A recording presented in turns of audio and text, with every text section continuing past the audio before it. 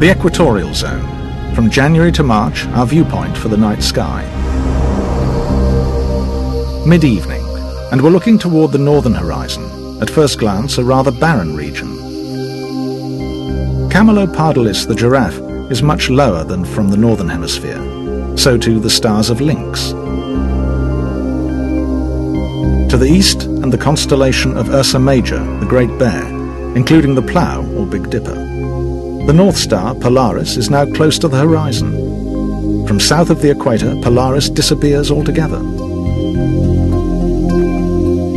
Higher to a busier sky, and the stars of Leo the Lion, a pattern of the zodiac. Westward to Cancer the Crab, another zodiacal constellation. And also in the zodiac, the much bolder patterns of Gemini the Twins, and farther to the west, Taurus the Bull. Lower, via the shared star Alnath, lies Auriga the Charioteer with its bright star Capella, and finally, even lower, the stars of Perseus, the hero. The northern sky from the equatorial zone.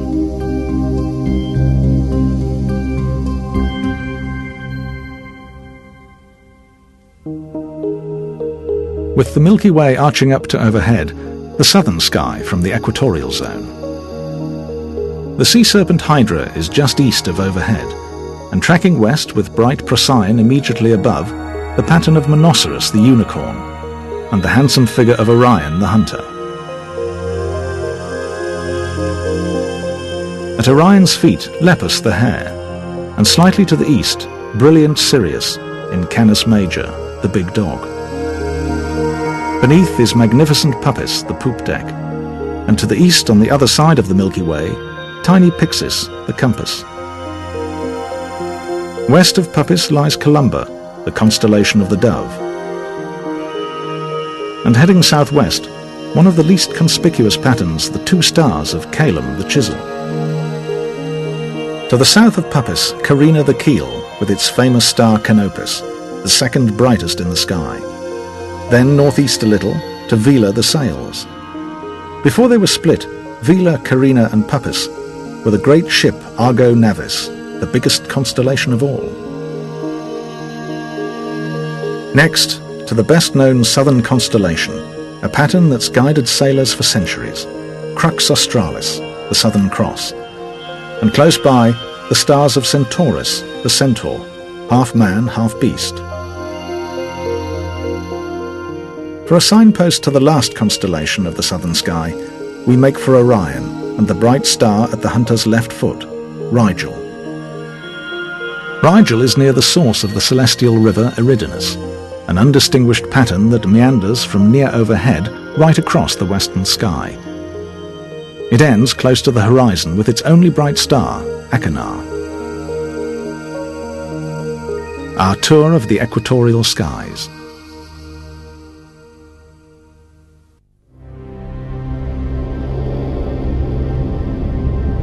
The equatorial zone. From April to June, our viewpoint for the night sky. It's mid-evening and we're looking north. The Plough, or Big Dipper, is now close to the horizon. So too the parent pattern of Ursa Major, the Great Bear. From an arc of 3 stars in the bear's tail, a curve to Arcturus, one of our closer bright stars. Arcturus, just 37 light-years away, is the jewel in the constellation of Boötes, the herdsman. Next in these tropical skies, another pointer from Ursa Major. 2 stars in the Big Dipper, the Plough, aim at Regulus. Regulus, a multiple star and also known as Alpha Leonis, is the eye-catcher in Leo, the constellation of the Lion. A wider vista to search for Gemini, the twins. From the mid-latitudes of the northern hemisphere, the whole constellation is visible. Here, just the heads of the twins, Castor and Pollux, peep from the northwestern horizon. Like farther north, the skies from the equator at this season have little of the Milky Way. Closest bright star to the hazy band of our galaxy is Vega in the tiny constellation of Lyra, well to the northeast.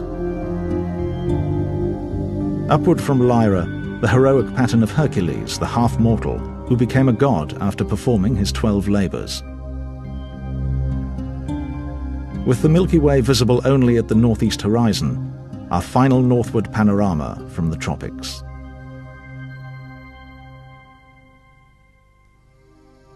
This is the view to the south from the equatorial zone. To the east, upper left, the stellar supergiant Antares in the constellation of Scorpius, the Scorpion. To the right and directly south, Centaurus, the Centaur.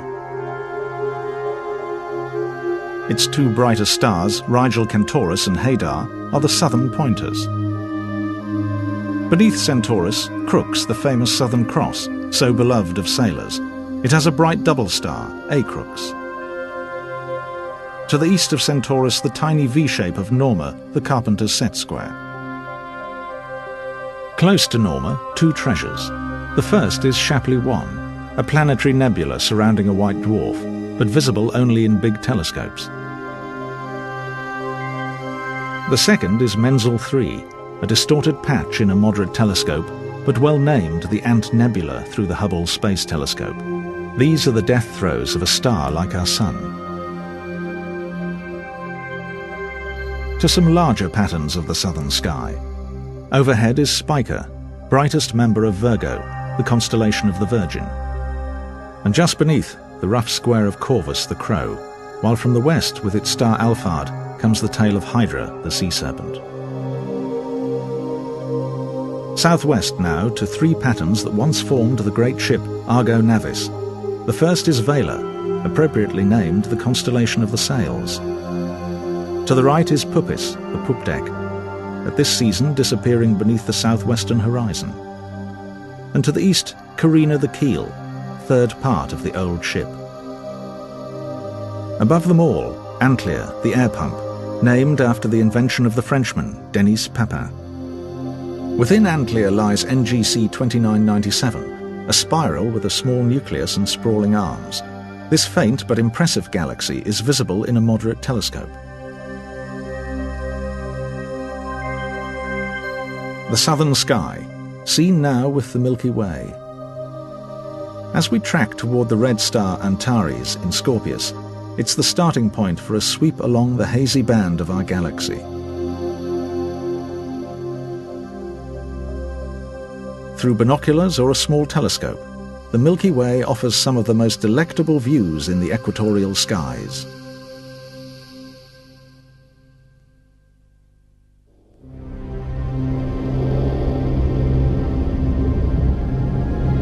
The mid-latitudes of the southern hemisphere, where daylight is shortened,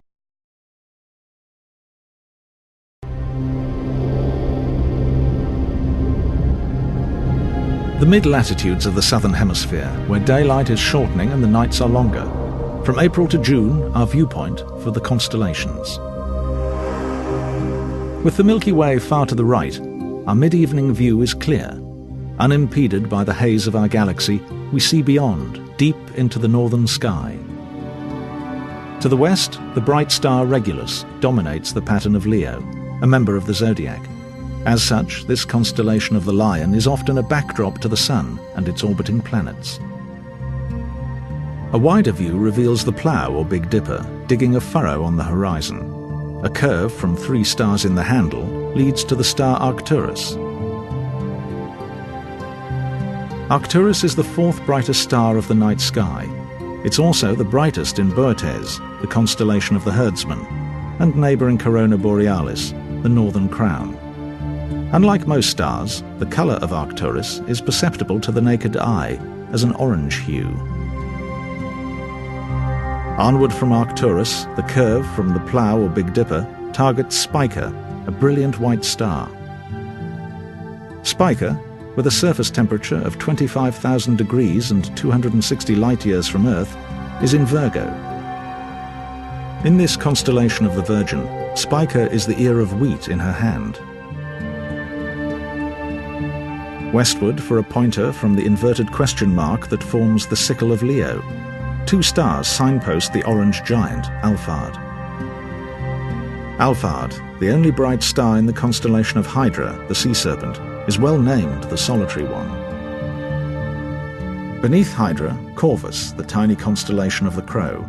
Within, and visible in a moderate telescope, the antennae galaxies NGC 4038 and 4039. They're the result of a titanic interaction, here in animation. The galaxies don't collide, but pass through each other, scattering stars into the shape of an insect's antennae. From the Hubble Space Telescope, images of the heart of the galaxies.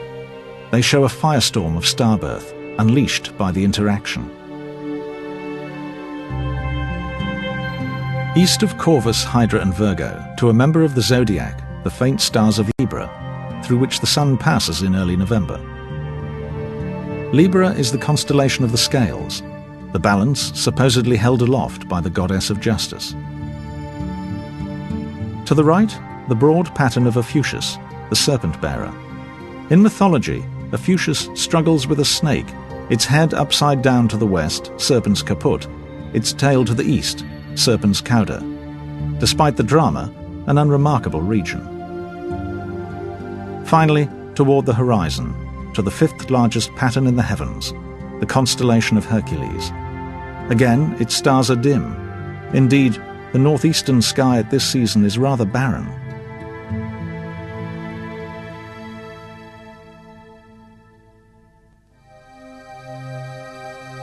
From the mid-latitudes of the southern hemisphere, our bearings south. Upper left, within the Milky Way, Crux Australis, the Southern Cross, and just beneath Carina, the constellation of the Keel, with its bright star Canopus. Above, Vela the sails, and to the southwest, the pattern of Puppis, the poop deck, third component of the mythical ship Argo Navis. In the richness of Carina, and easy in binoculars, lies IC 2602, the open cluster of Theta Carinae, also known as the Southern Pleiades or Pleiades.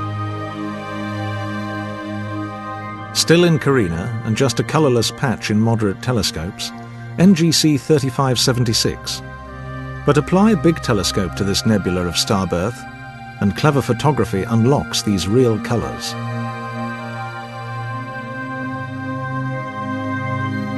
The same goes for IC 2220, the Toby Jug Nebula, like a beer mug. It's a reflection nebula, lit by a bright red giant at the centre. In this abundant region of the Milky Way, Carina has more treasures. This, NGC 3293, an open cluster with a red giant set among hotter stars. And here, the Carina Nebula, NGC 3372, the most exquisite in the Milky Way and visible to the naked eye. Within, the Keyhole Nebula and brilliant Eta Carinae, good in binoculars, but through the Hubble Space Telescope, a superstar in tumult, a supernova about to happen.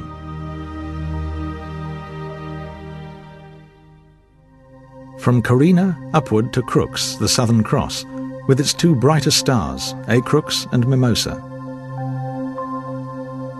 Together with two neighbouring stars, here's the Southern Cross progressively defocused in a long exposure. It reveals the star's colours, which elude the naked eye. Close to Mimosa, or Beta Crucis, the open cluster of the Jewel Box, NGC 4755. And here's the Milky Way enveloping the stars of Crux. To the lower left, the Coal Sack, not a hole in space, but a dark nebula. East of Crux, the signpost to the Southern Cross, the pointers, Rigel, Centaurus and Hadar. They're part of Centaurus, the spectacular constellation of the Centaur. Rigel Centaurus is our target, properly known as Alpha Centauri.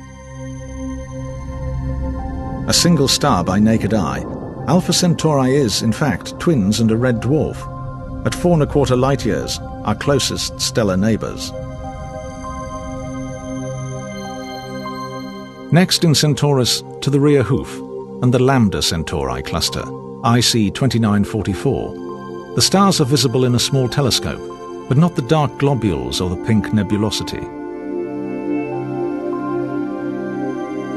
Again, toward the rear leg of Centaurus, NGC 3918, the blue planetary nebula, a bluish patch through a moderate telescope, but like this in the Hubble Space Telescope. Behind the shoulders of Centaurus and easy with the naked eye, to the biggest and best globular cluster. It's Omega Centauri, 1 million stars, just 17,000 light-years from Earth. Nearby in Centaurus, and good with binoculars, the remarkable galaxy Centaurus A.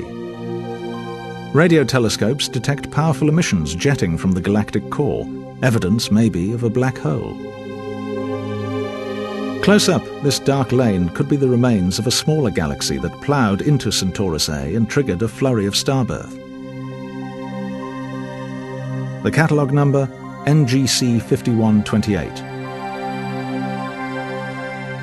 Next door is the galaxy NGC 4945. Like Centaurus A, it's relatively close to us, but as an edge-on spiral, easily missed in a small telescope.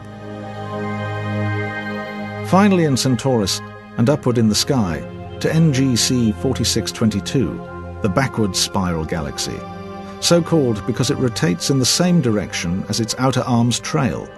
The cause may have been a collision. Just a blur in a moderate telescope, this image is from Hubble. Within the Milky Way and south of Centaurus, at the foot of Crooks, the Southern Cross, lies NGC 5189, an intriguing feature of Musca, the tiny constellation of the Fly. The object is the spiral planetary nebula, the dying gasps of a star like our Sun. Why the expulsions are so chaotic puzzles astronomers.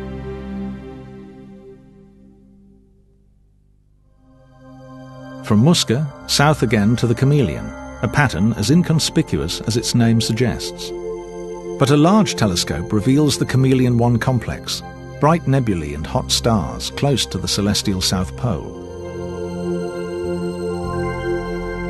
Northeast from the Chameleon, 3 main stars form Triangulum Australe, the Southern Triangle.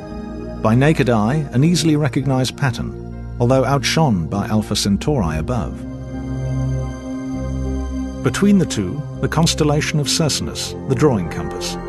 The location of a Seyfert, a galaxy expelling gas at high speed and pictured here by the Hubble Space Telescope. Seyferts are thought to contain massive black holes.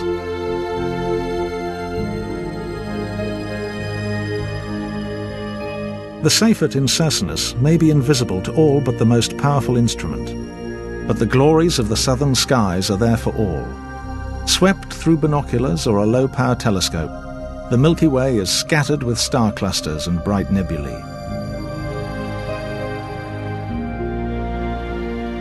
From April to June, a graphic guide to the heavens.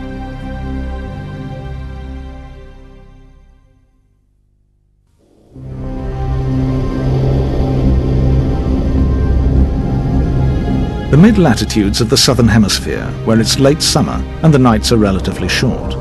From January to March, our viewpoint for the constellations. It's mid-evening and we're looking north. Dominating the northern sky, the stars of Orion. Inverted to visitors from the north, this is Orion correctly configured for observers in the south. If mythology has it wrong, with the hunter on his head, it's because the Greeks never dreamt of these southern skies. At the right of Orion's belt, to Alnitak, or Zeta Orionis, seen here lower frame with the famous Horsehead Nebula, a great dust cloud in silhouette. The Horsehead is detected only in the biggest telescope, but here, in Orion's Sword, a nebula visible to the naked eye, albeit as a misty patch. But through the most powerful telescope, the glorious nebula in Orion.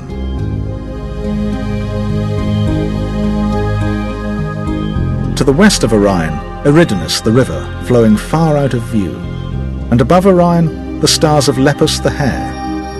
They help point us to IC 418, 2,000 light-years from Earth, the Spirograph Nebula. Spirograph is the fate of our Sun after it bloats to a red giant and sheds a nebula. Orion, our unfailing signpost. From his belt, a line extends towards the star Aldebaran, the lusty eye of Taurus the bull.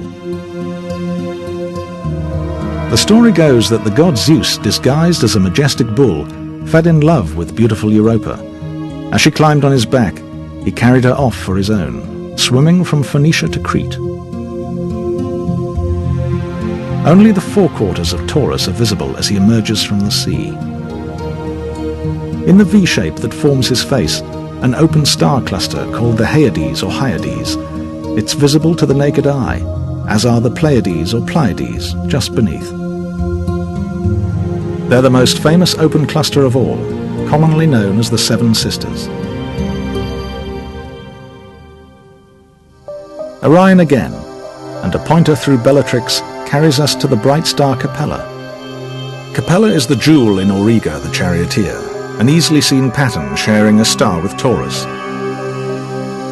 A line now from Orion's belt through Betelgeuse to Castor.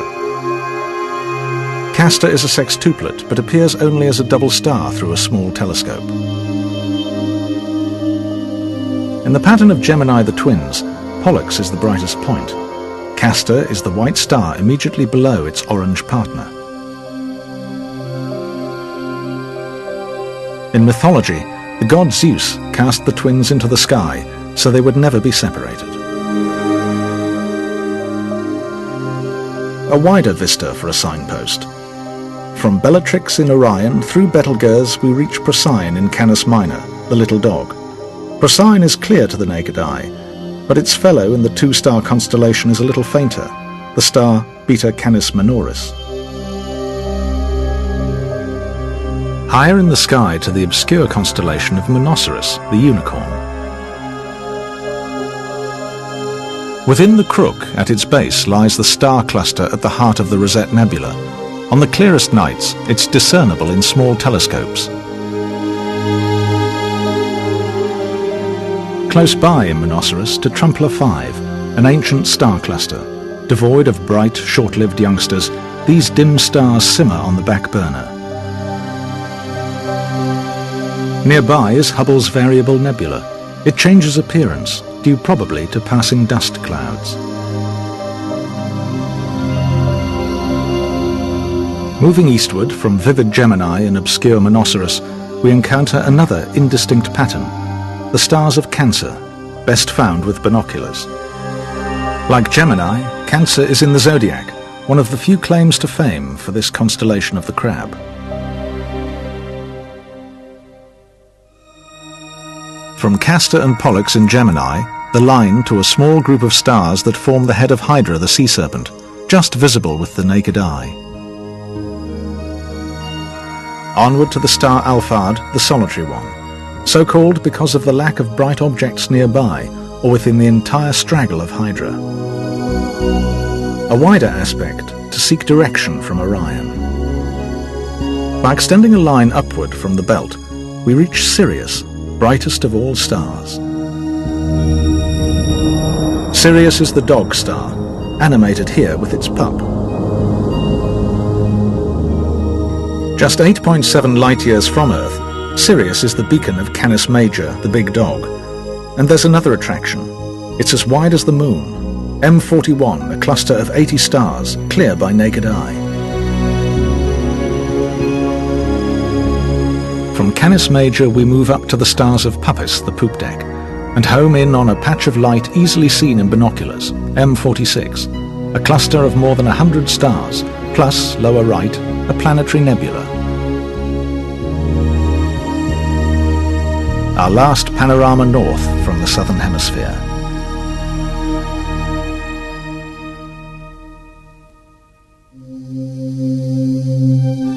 From the mid-latitudes of the southern hemisphere, the view to the south has a nautical touch. First, Puppis, the constellation of the poop deck. Then Vela, the constellation of the sails. And thirdly, down below, Carina, the constellation of the keel. At its western tip, the second brightest star in the heavens, Canopus. As we close with Puppis, our sights are set for a faint but fascinating globule, simply known as CG4. Several light-years across, It's a dust cloud being destroyed by radiation jetting from energetic stars, a cosmic jellyfish in retreat. To 4 stars, sometimes mistaken for the Southern Cross. The shape is right, but the false cross is larger, more symmetrical, and less bright than Crux Australis, the real Southern Cross. As it hoves into view, compare the Southern Cross, the stars of Crux, that adorn the flags of several nations. Next to a fabulous supernova remnant spread across the borders of Puppis and Vela. Spanning 40 degrees of the sky, the Vela supernova remnant is the entrails of one or more ancient explosions. But so diffuse is this stellar debris, only large telescopes can see it. Eastward now to NGC 3132, the 8-burst or Southern Ring planetary nebula, good in small telescopes.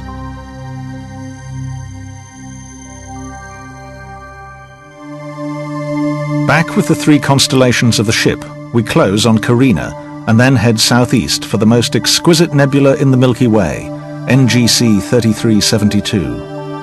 Abounding in young stars, some the brightest and most massive in the galaxy, this is the Carina Nebula, and it's visible to the naked eye.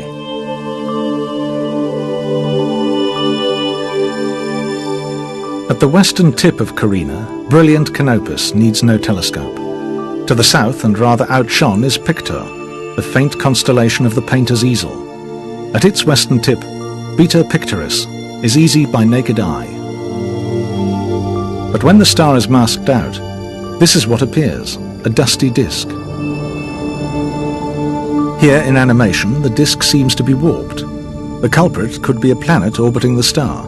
The clue is from the Hubble Space Telescope.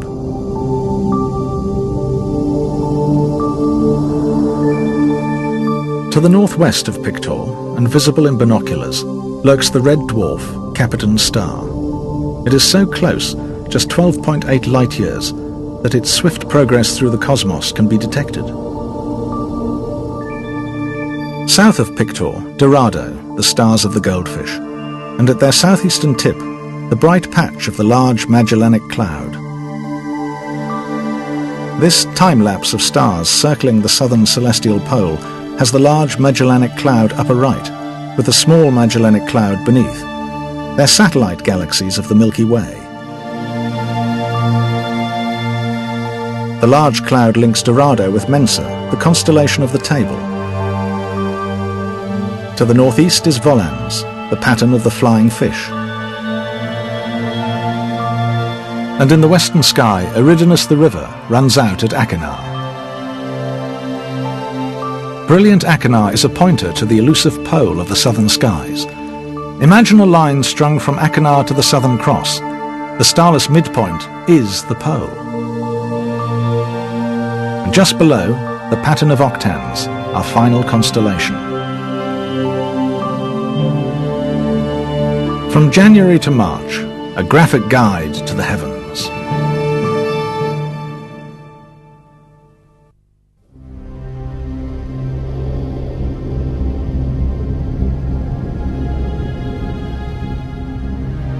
The equatorial zone, from October to December, our viewpoint for the night sky. It's mid-evening, and we're looking north. Bright stars abound. There's Deneb in Cygnus the swan, and sweeping east the stars of Lacerta the lizard. Cepheus the king is below, with his queen Cassiopeia in the Milky Way. Next, Camelopardalis, the giraffe. Then Auriga, the charioteer, sporting brilliant Capella. The stars Castor and Pollux are the twins in Gemini. At this season, the Milky Way swings low. Above the Milky Way, the northwestern sky is dominated by the stars of Pegasus, the winged horse, with its distinctive square. Sharing a star with Pegasus, Andromeda, daughter of Cepheus and Cassiopeia. Overhead, Pisces, the constellation of the fishes. To the right, Aries the ram. And just below, Triangulum, the tiny triangle. This is a wonderful time for observers. The sky is bedecked with brilliant stars. One of the most glittering constellations straddles the Milky Way. With the bright stars Murphak and Algol, it's Perseus, the hero. Southeast is Taurus, with Aldebaran marking the eye of the bull, while upper right, Orion has the stars Rigel and Betelgeuse. From the tropics, the constellations to the north.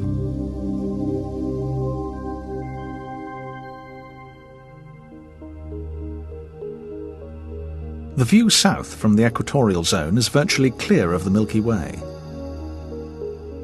Far to the east, Sirius, brightest of all stars, marks Canis Major, the big dog. The bright star Canopus is to the west. Canis Major just nuzzles the Milky Way, as do the stars above. With Rigel and Betelgeuse the brightest, this is Orion, the hunter. Rigel is close to the source of the meandering constellation of Eridanus, the river. Running all the way to Achernar, its brightest star, most of Eridanus is rather faint. From the sixth largest constellation to 5 much smaller. The first is Columba, the pattern of the dove. To the right, the 2 stars of Calum, the chisel, and farther right, Horologium, the constellation of the clock. Beneath is Dorado, the goldfish. And next door, Reticulum, the reticle, an old instrument for measuring star positions. Leaving the large and small Magellanic Clouds just above the horizon, we move toward the southwestern sector of the sky. At the top, the bright star Fomolo marks Piscis austrinus, the southern fish. Lower left, the triangle of Hydrus, the little water snake, and above, with Achernar between, Phoenix, the mythical bird. Below, 2 more birds, Tucana, the pattern of the toucan, and Grus, the crane. To the southwest, the pattern of Indus, named in honor of native North Americans. To complete this southern panorama, we identify 4 constellations in the upper southwestern sky. The first bears little relation to its name, Fornax, the barren pattern of the furnace. Upper left, Cetus, the whale or sea monster, is a more convincing depiction. But Sculptor, the sculptor's studio, is as abstruse as its stars.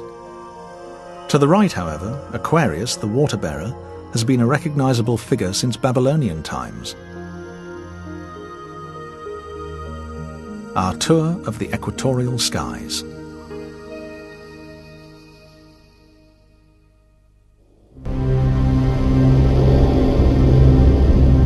The mid-latitudes of the southern hemisphere, where it's late winter and the nights are long and cool. From July to September, our viewpoint for the constellations. As we look north in the mid-evening, 3 bright stars command the lower stretch of the Milky Way: Deneb, Vega, and Altair, points of the winter triangle. A configuration rather than a constellation, the triangle is an invaluable guide for the observer. To the west, immediately left of Vega, the faint stars of Hercules, best recognized by the square-like keystone at the center. Unusually for the southern hemisphere, Hercules is the right way up. He holds the multi-heads of Hydra, slain in one of his 12 heroic feats.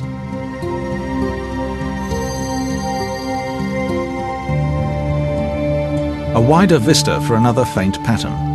Above Hercules, Ophiuchus, the serpent-bearer. Supposedly, Ophiuchus is struggling with a snake. The inverted head, serpent's caput to the left, the tail, serpent's cauda, here on the right. But our target is in Ophiuchus, the planetary nebula NGC 6369, the Little Ghost. Clear in a moderate telescope, this star is dying.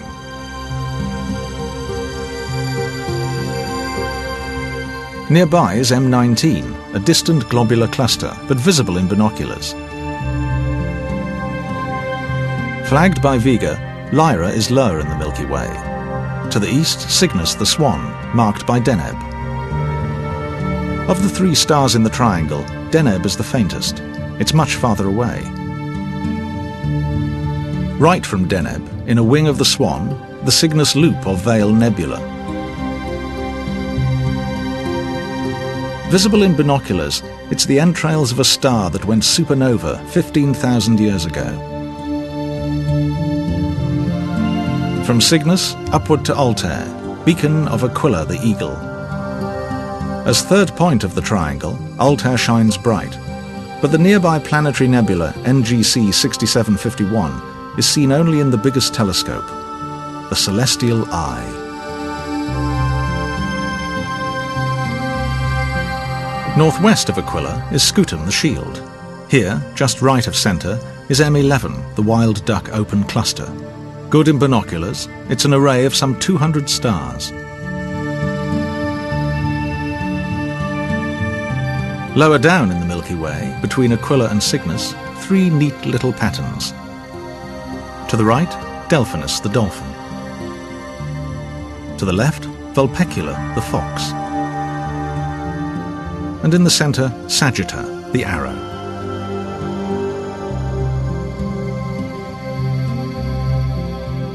With the Milky Way evenly dividing the northern sky, we begin our trek through the northeastern quadrant. From Altair and two neighbouring stars in Aquila, a line extends to the brighter stars of Capricornus. Capricornus is a constellation of the zodiac through which pass the Sun, the Moon and the planets.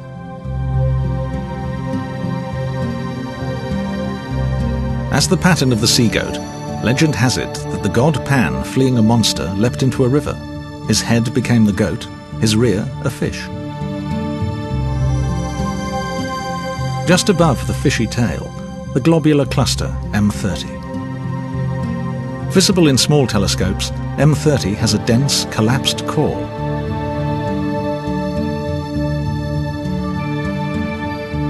During the long nights of winter and the relatively pollution-free atmosphere of the southern hemisphere, what better season to sweep the glories of the Milky Way through a good pair of binoculars? After all, the show is free.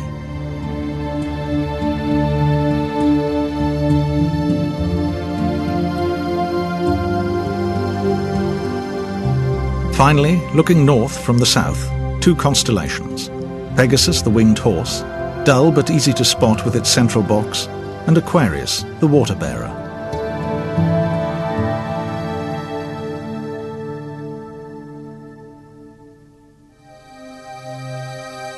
From the mid-latitudes of the southern hemisphere, the view south is centred on the Milky Way. With Antares, its brightest star, this is Scorpius, a constellation of the zodiac.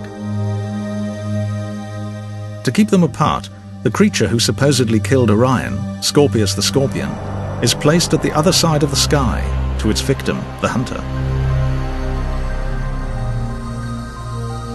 Set mainly in the Milky Way, Scorpius offers rich pickings. Here, the resplendent stars of the tail. But toward the head, Antares steals the show, a supergiant shedding a cloud of particles into space. Next door, on the right, the globular cluster M4, and upper left, the star Sigma Scorpii, a magnificent region and visible in binoculars. Above the tail of Scorpius, a couple of open clusters. M6 is well named the butterfly cluster, when viewed in binoculars. M7 is brighter and visible by naked eye.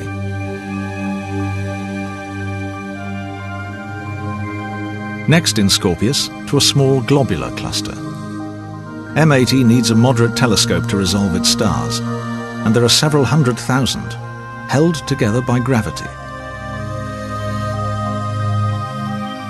Close to a claw of Scorpius is the strongest X-ray source in the sky. The cause? Scorpius X1, a neutron star stripping material from its companion. Northeast of Scorpius, Sagittarius, another pattern of the zodiac. Lying in the direction of our galactic centre, Sagittarius abounds in starfields and nebulae. In this constellation of the Archer, half man, half beast, we take aim for M17, an emission nebula known variously as the Omega, Swan, Horseshoe, Checkmark or Lobster. Clear in binoculars, in the wider view M17 is set in a sea of stars. As we travel down the Milky Way, a purple blur lower right. In close-up, it's M20, the Trifid Nebula, crossed by dark dust lanes and visible in binoculars.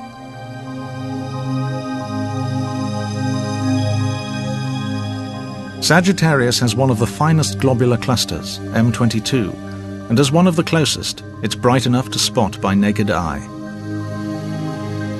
Through binoculars, it's wonderful. So too is any sweep of the Milky Way, this one leading to M8. In close-up, M8 is the Lagoon Nebula, a vast gaseous cloud, clear by naked eye. Still in Sagittarius, to NGC 6522, a small, faint globular cluster, visible only in large telescopes. It's the midpoint of a window, amid dense star fields, through which astronomers try to glimpse the galactic center, 30,000 light-years away. In this star-packed region, not the window, but a dark cloud called Barnard 86, and above it, the open cluster, NGC 6520. Finally, the holy grail of Sagittarius is obscured by dust clouds and brilliant star fields. In infrared, this is as close to the galactic center as we can see, the supermassive Pistil star.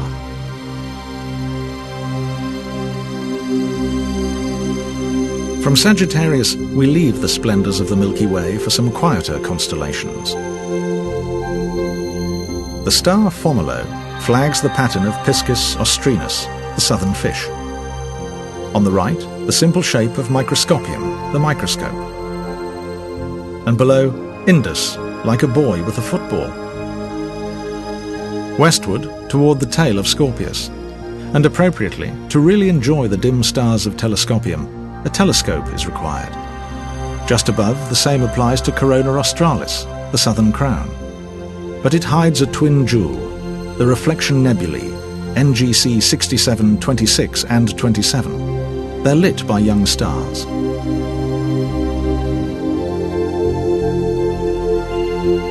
Southward is the constellation of Ara, to the Greeks and Romans, a sacrificial altar. Ara is in the Milky Way and rich in vistas. This one, NGC 6188, an emission nebula. Also visible in binoculars, Ara boasts the globular cluster NGC 6397. And the Stingray, the youngest known planetary nebula, a Hubble image.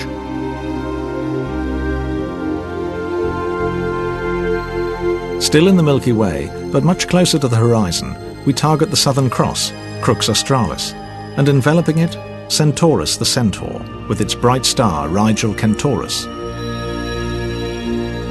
Almost touching, to the north, Lupus, the stars of the Wolf. And to the east, Triangulum Australi, the easy shape of the Southern Triangle. Just below Rigel Kentaurus, the star Hadar directs us through the Southern Triangle to the Peacock star. As the football of Indus, the Peacock star is in fact the brightest point in Parvo, the constellation of the Peacock. North in the pattern is a spiral galaxy like our own, NGC 6744, best in moderate telescopes.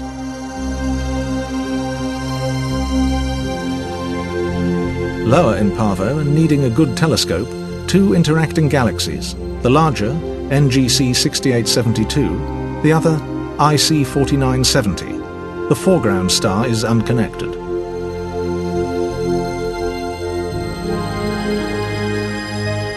In these southern skies of winter, a final constellation. Near the bright star Achernar lies Tucana, the pattern of the toucan.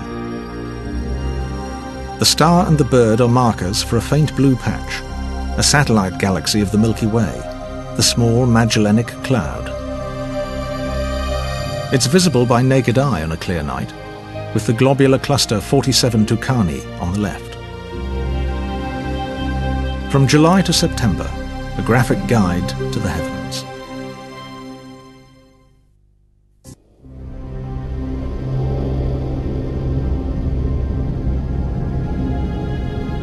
The mid-latitudes of the southern hemisphere, where nights are warming and shortening. From October to December, our viewpoint for the night sky. It's mid-evening and we're looking north. The Milky Way is a misty band on the horizon. Immediately above, with its great square, is Pegasus, the winged horse. Alpheratz is the star lost to neighbouring Andromeda, the beautiful princess. Low in Andromeda, and equally beautiful, M31, the Andromeda Galaxy. Visible by naked eye and the largest in our local group, Andromeda resembles the Milky Way. Above Pegasus and Andromeda lies Pisces, the Fishers, a constellation of the zodiac. Here in the southern hemisphere, Pisces is the site of the autumn equinox, where the sun crosses the celestial equator from south to north. 2,000 years ago, it happened in Aries, but Earth's slight wobble has shifted the transition. Beneath Aries, Triangulum, the triangle. And lower still, Perseus, the hero who saved Andromeda. Above is Aldebaran, brightest star of Taurus the Bull, with the Pleiades or Pleiades to the left, the most famous open star cluster in the sky. 2 stars in the square of Pegasus signpost Fomalhaut. Just 22 light-years away, Fomalhaut is twice the size of the Sun and 13 times as luminous. As the beacon of Piscis austrinus, the southern fish, Fomalhaut is well named the fish's mouth. For in the disk that surrounds the star, a mouth could be opening, where material clumps into planets. Down from Piscis austrinus is Aquarius, the water-bearer, a constellation of the zodiac. Right from Piscis austrinus, the dim pattern of Sculptor, supposedly a sculptor's workshop. Although its stars are of little interest, Sculptor has 2 fine examples of edge-on galaxies, astronomically fairly rare phenomena. The first is NGC 55. Good in binoculars, a big telescope can resolve individual stars. Another galaxy, oblique rather than edge-on, is the Cartwheel. It looks this way because an intruder careened through, creating a great ripple of stars. The culprit, possibly a small galaxy to the right. The Cartwheel needs a large telescope. Unlike Sculptor's second edge-on spiral, NGC 253, at about 10 million light-years, it's fine in binoculars.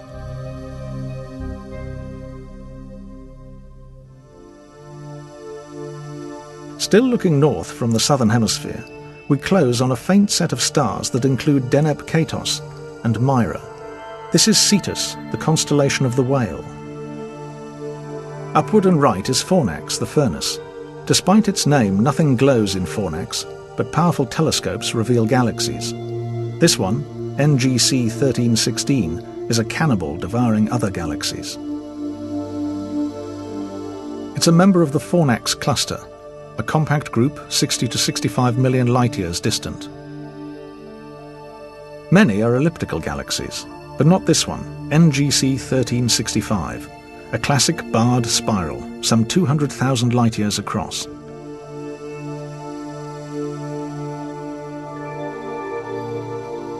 Lastly, in the northern sky, a couple of important constellations.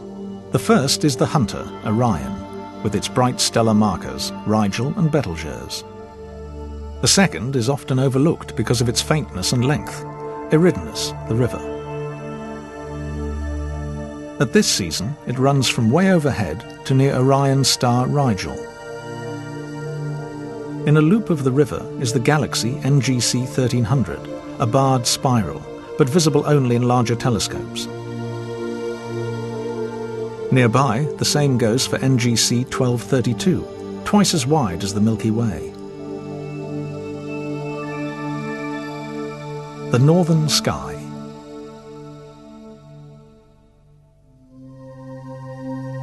This is the panorama south from the mid-latitudes of the southern hemisphere. To the east, the sky is dominated by the stars Canopus and Sirius. As the brightest star of all, Sirius marks Canis Major, the big dog. Likewise, Carina, the ship's keel, is flagged by Canopus. In between is Puppis, poop deck of the legendary ship Argo Navis.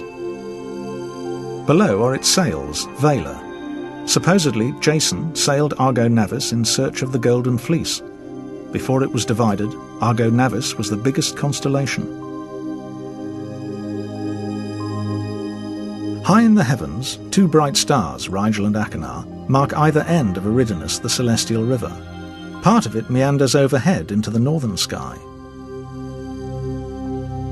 Beneath is Columba, in mythology the dove released by Jason and the Argonauts. To the right, Calum, the two stars of the chisel. And still farther right, Horologium, faint and obscure, the constellation of the clock. It honours the pioneering of the pendulum clock by the Dutch astronomer Christian Huygens. Horologium has at least two treasures: the globular cluster NGC 1261, whose stars can be resolved in a moderate telescope, and at the eastern end of the pattern, the galaxy NGC 1512, a magnificent barred spiral. Discernible in binoculars, this image is from Hubble.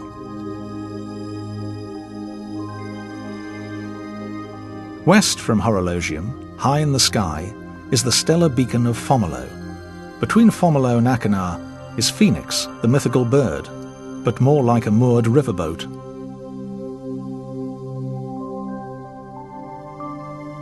In this sector of the southern sky, stargazing is like birdwatching. With Phoenix at the top, the water bird Grus is nearby, the pattern of the crane. Below, toward the horizon, is Parvo the peacock. And completing the flock, Tucana, the constellation of the toucan. Upper right, Fomalhaut marks Piscis austrinus, the southern fish, while below, honouring native North Americans, is Indus. This is the region of the Magellanic Clouds, two misty patches that are satellite galaxies of our Milky Way. With the large Magellanic Cloud on the left, we head for its lesser companion. On a good night, the small cloud is visible by naked eye, but there's no missing the object on the right. Unconnected with the cloud, this is the globular cluster 47 Tucani, second largest and second brightest of its kind. At this season, the Magellanic Clouds make excellent observing. They're either side of Hydrus, the triangle of the little water snake. Above the large cloud is Reticulum, the reticle, a device for measuring star positions. A wider view shows the goldfish, Dorado, with its tail flicking the large cloud. Toward the head, NGC 1566, a Seyfert galaxy. The brilliant nucleus is like a quasar, but less energetic.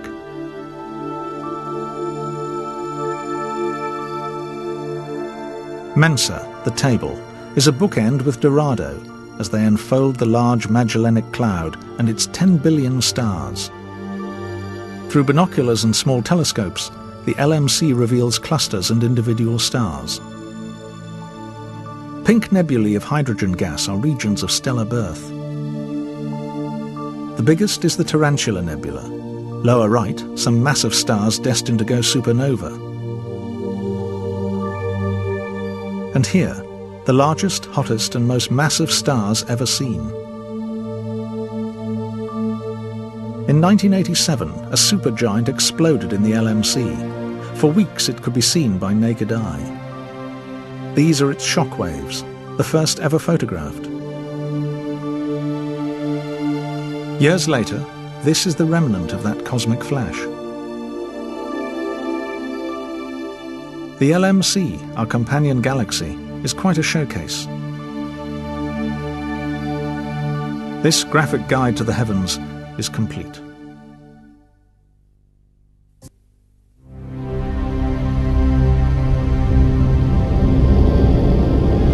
The equatorial zone. From July to September, our viewpoint for the night sky. It's mid-evening and we're looking north. Three prominent stars catch the eye: Deneb, Vega and Altair, corners of a triangle. Not a constellation, but a seasonal signpost as we navigate the heavens. We set course west from the triangle, to the left of the Milky Way and brilliant Vega. Here are the faint stars of Hercules, the mythical hero. Above and equally dim, Ophiuchus, the serpent-bearer. The serpent is either side. Serpens cauda, the tail, serpens caput, the inverted head. Downward to the northwest, the bright star at the left is Arcturus, our marker for Boötes, the constellation of the herdsman. Heading east, the Milky Way sweeps upward to the triangle. Beneath Vega is Draco, the coiled pattern of the dragon. And to the east, partly in the Milky Way, Cepheus, the constellation of the king. Next door, within the Milky Way, his beautiful queen, Cassiopeia. High above, the constellations of the triangle, Aquila, Lyra, and Cygnus. And to the east, Pegasus, the winged horse.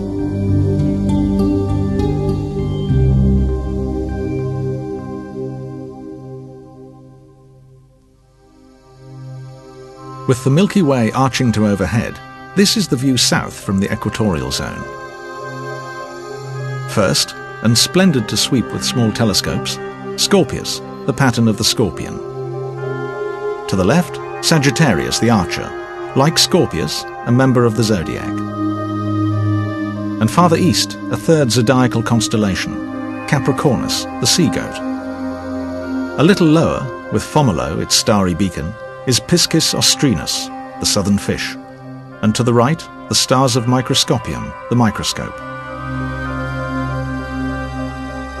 The southern constellations, unseen by the ancients, have less mythology than northern skies. Here, for instance, Native Americans are honoured in the pattern of Indus, the Indian, lower left. There's the telescope, Telescopium, and just above, the semicircle of Corona Australis, the southern crown. And toward the horizon, Ara the altar, nestling in the Milky Way.